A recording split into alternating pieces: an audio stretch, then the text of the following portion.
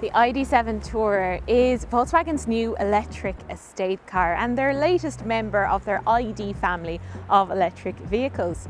In this video, I'm going to tell you all you need to know about this car, its practicality, its performance, its efficiency, and what it's like to drive on Irish roads.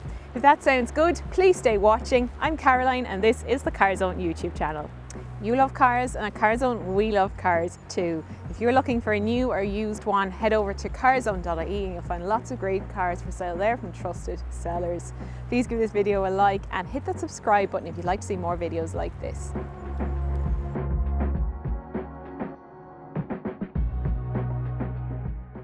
This goes on sale alongside the ID.7 Saloon that we've previously reviewed. It adds a bigger boot and more practicality. More on that later. It's arguably a more stylish car as well. Now this goes on sale price for about €56,500. That's for the Pro Plus, like this one. It's got a 77 kilowatt hour battery and the range is up to 607 kilometers according to Volkswagen. The ID.7 is also now available with a new 86 kilowatt hour battery, and that gives a range up to about 690 kilometers. There's also a new GTX model available, and that's all-wheel drive.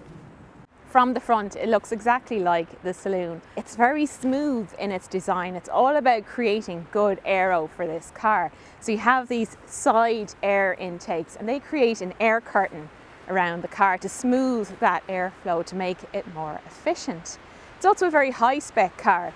You've got matrix LED headlights as standard and this LED light strip, and also the logo illuminates as well. This colour is stone washed blue metallic, and that's a bit of a signature colour I think for this Tourer. This one also has the option ticked for the black roof. 19-inch alloy wheels is the standard wheel size. This one has been upgraded to 20-inch. They look really good.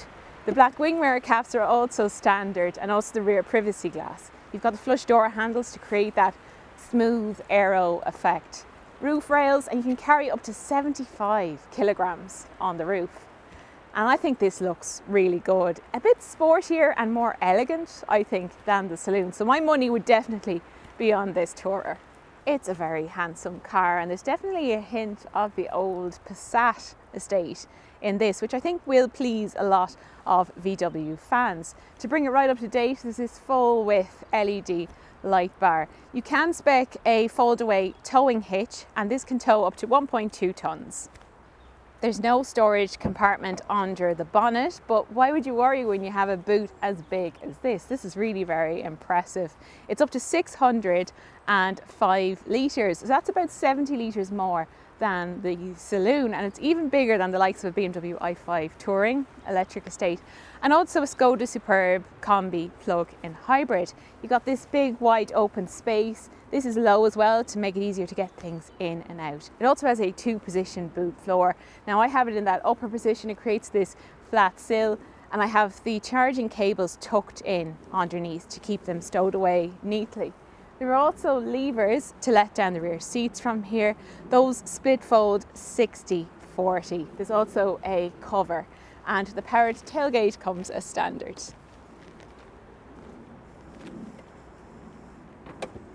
This is where you charge it. There's 11 kilowatt AC, which is great to have.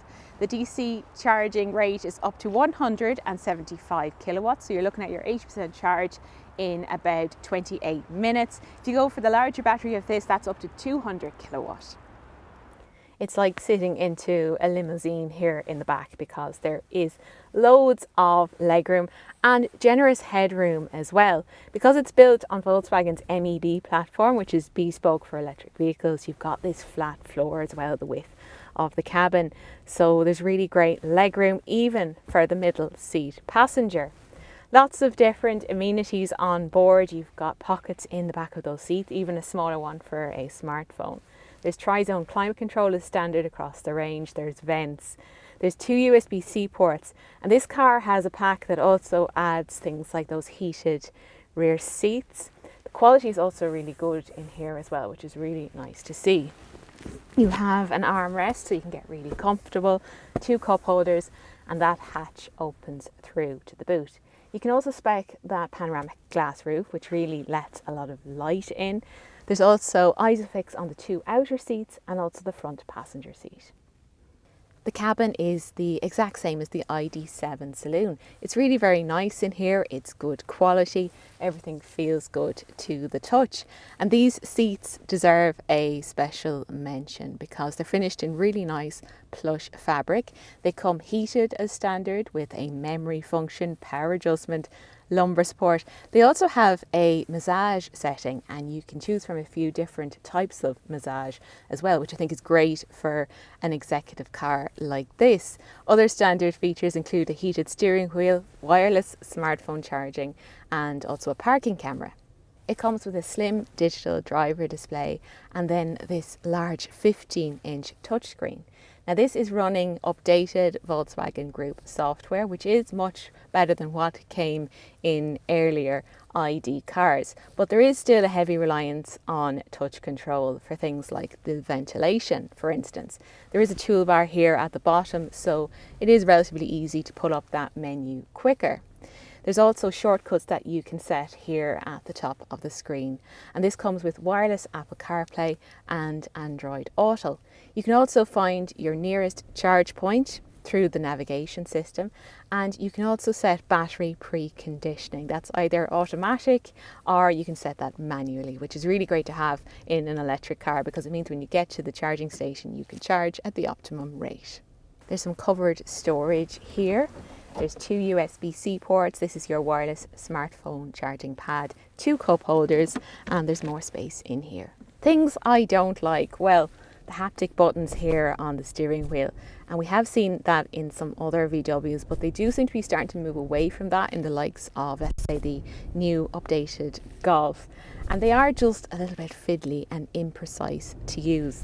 The other thing I'm not so keen on is that you don't get 4 separate buttons to let down the front and rear windows. Instead you have 2 and then a button that you can toggle between the front and the rear. And you see this in other ID cars as well, but it does feel like a bit of an omission in what is otherwise a very comfortable and upmarket cabin. It's definitely worthy of an executive car.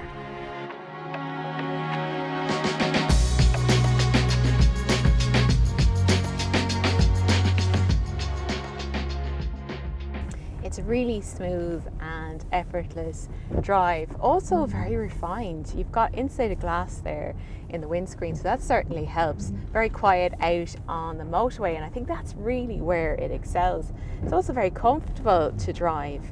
This one now does have dynamic chassis control ticked as an option, and it just rides beautifully over Irish roads. Really nice ride quality to it. You can also go into the screen and adjust a bit more between a more comfort focused setting and a sportier drive.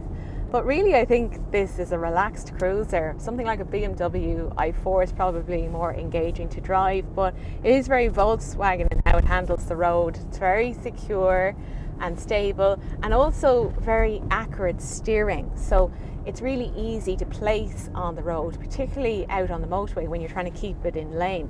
So that just makes motorway driving more relaxing and less tiring. There are now 2 battery options. So there's the 77 kilowatt hour with a range up to 607 kilometers, and then there's a new 86 kilowatt hour battery with a range up to 690 kilometers. Those are both lithium ion batteries. Now I have the 77 kilowatt hour and it has a 286 horsepower motor that's sending power to the rear wheels. 0 to 100 is just 6.6 seconds. So there's plenty of power in this. It does feel very swift and agile on the road. You also have a few different driving modes like Eco, Comfort, Sport and Individual. There's also a B mode here that you access from the gear selector, and that increases the amount of regenerative braking. There's no heat pump as standard, so that is an option that you might consider ticking because it just gives a more efficient heating of the cabin. Now when it comes to efficiency, My average has been about 19 kilowatt hours per 100 kilometres. Now, the weather hasn't been nice at the moment in Ireland in February, and I have been out on the motorway as well, driving at high speeds. So it's doing pretty well, I would say, and that translates to a real world range of about 400 kilometres from this 77 kilowatt hour battery version. Because it's an estate car, not an SUV, that also helps the efficiency as well. And you have that fast charging capability and also battery preconditioning, which is a really useful tool to have as well. So if you're out on the motorway and you're heading to a fast charger, you can set that as your destination and the car will heat up the battery so that you can charge at the optimum rate when you get there.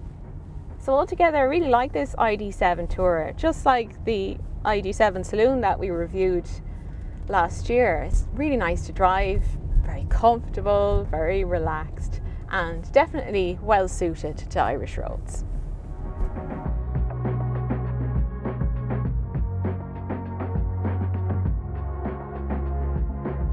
The ID.7 Tourer is a brilliant estate car that also happens to be electric. It looks good, it has a lovely interior, it's very spacious and very practical. So if it's in your budget and you're looking for something spacious and comfortable, I think this is a great buy. If you'd like to find your own ID.7 Tourer, head over to Carzone.ie. You'll find lots of great cars for sale there from trusted sellers. Please give this video a like and hit the subscribe button if you'd like to see more videos like this. So thanks for watching, and I'll see you soon.